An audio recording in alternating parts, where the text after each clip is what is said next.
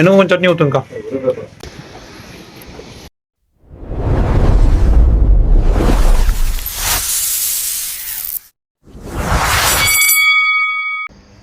இந்த கோவிலில் பார்த்தீங்கன்னா ரெஸ்ட் ரூம் ஃபெசிலிட்டிஸ் இவ்வளோ நல்லா இருக்குதுன்னு எனக்கு தெரியவே தெரியாது. கிட்டத்தட்ட 2 வருஷமாக வரேன்.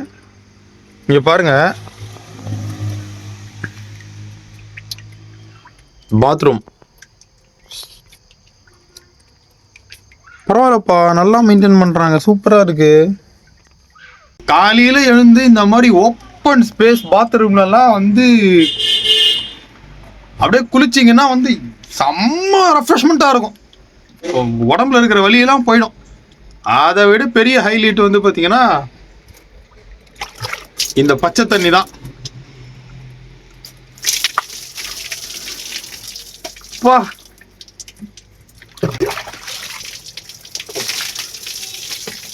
தண்ணி செம்ம டேஸ்டா இருக்கும் போலுக்குதே.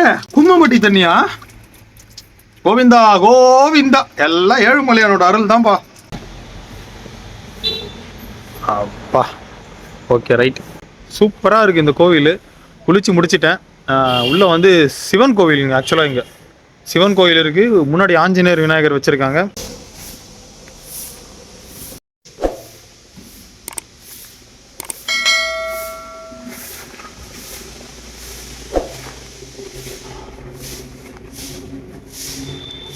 இப்போ வந்து பார்த்தீங்கன்னா கிளம்புறது தான். ஃபோனில் சார்ஜ் போட்டாச்சு. போய் சாப்பிட்டுட்டு பயணத்தை தொடங்க வேண்டியது தான். நம்மளை நைட்டு ஃபுல்லாக நல்லா நிம்மதியாக பார்த்துக்கின இடங்க.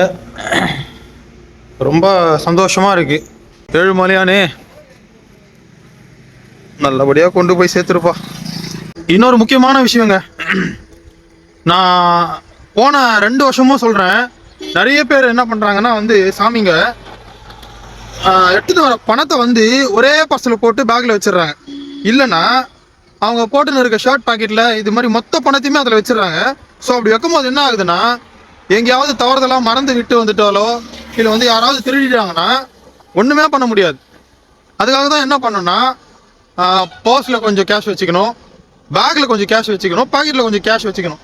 அப்படி ஸ்ப்ளிட் பண்ணி வைக்கும் போது என்ன ஆகுதுன்னா, தொலைச்சிட்டோம் அப்படின்னும் போது கையிலையும் பேக்கில் இருக்கோ இல்லை பாக்கெட்டில் இருக்கிற அந்த பணத்தை வச்சு நம்ம வந்து சமாளிச்சுக்கலாம். ரொம்ப சூப்பராக இருக்குங்க. அப்படியே வந்து பார்த்தீங்கன்னா காலையில் சிவன் தரிசனம் பார்த்துட்டு நல்ல ஒரு இடமா பார்த்துன்னு இருக்கேன் சாப்பிட்லாம் அப்படின்ட்டு. ஏன்னா வந்து கோவிலில் சாப்பிடக்கூடாது, அவங்க இப்போ தான் வந்து க்ளீன் பண்ணின்னு இருக்காங்க ஃபுல்லாக. அவங்களுக்கு நம்ம தொல்லை பண்ணக்கூடாது. நல்ல ஒரு இடமா பார்த்து சாப்பிட்டுட்டு கிளம்ப வேண்டியதான். முடிஞ்ச அளவுக்கு சேஃபாக ரோட்டோரத்தில் அப்படியே நடந்துக்குன்னா பெட்டர். இப்போ இங்கே ஒரு பெரிய கோவில் ஒன்று இருக்குது. ரொம்ப பசி எடுத்துக்கிச்சுங்க. உட்காந்து சாப்பிட்டா தான் பார்க்க முடியும். குளிச்சு முடிச்சுட்டு நல்ல கோவில் கிடச்சிருச்சடா அப்படின்னு சொல்லிட்டு சந்தோஷப்பட்டு உக்காந்துங்க சாப்பிட்லான்னு. கவரை ஓப்பன் பண்ணால் தான் தெரியுது, இந்த மாதிரி ஒரு பேப்பர் பார்சல் கவர் வரும் பார்த்தீங்களா, அதில் சாதம் போட்டு கட்டிட்டு இருக்கிறாங்க.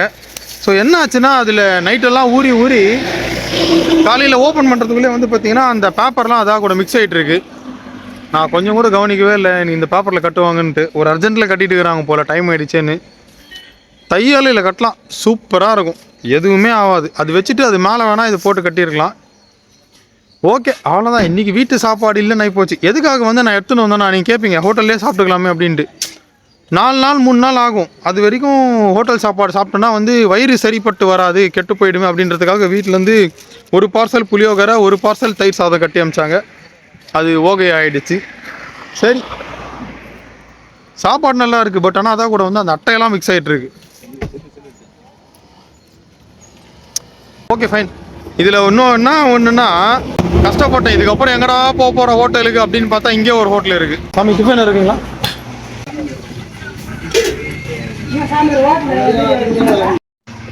தயிர் சாதம் கொடுப்பாங்க, புளி சாதம் கொடுப்பாங்க, சாம்பார் சாதம் கொடுப்பாங்க.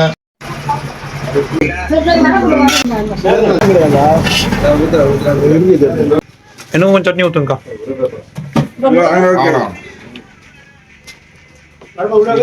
அடா அடா அடா அடா, இதே மாதிரி மண்ணாக இருந்தால் பரவாயில்ல, சூப்பராக போகலாம். செருப்பு இல்லாமல் நடக்கிறதுனால இந்த கல் குத்தி குத்தி குத்தி ரொம்ப ரணமாயிட்டு இருக்குதுங்க. தார் ரோட்டில் போனாலே வந்து கால் வலிக்குது. இருந்தாலும் வந்து இதே மாதிரி ரொம்ப தூரம் நம்மளால் போக முடியாதுல்ல. இங்கே பாருங்கள், கல் வந்துடுது. ஸோ ரோடு மேலே ஏறுற மாதிரி இருக்குது. அதனால் வந்து பார்த்தீங்கன்னா கொஞ்சம் கடினமாக தான் இருக்குது. இப்போது இந்த சித்தூர் ரோட்டில் பார்த்தீங்கன்னா ஒரு டிரான்ஸ்ஃபார்மர் இருக்குது. இது இவ்வளோ கீழே இருக்கவே கூடாது ஆக்சுவலாக. நீங்களே பாருங்கள், சைடு வியூ காமிக்கிறேன்.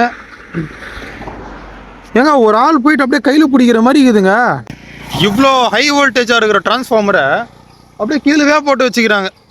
ஒரு மாடு போயிட்டு ஒராசுனா கூட வந்து பார்த்தீங்கன்னா கண்டிப்பாக வந்து கரண்ட் ஷாக் அடிக்கும். High voltage.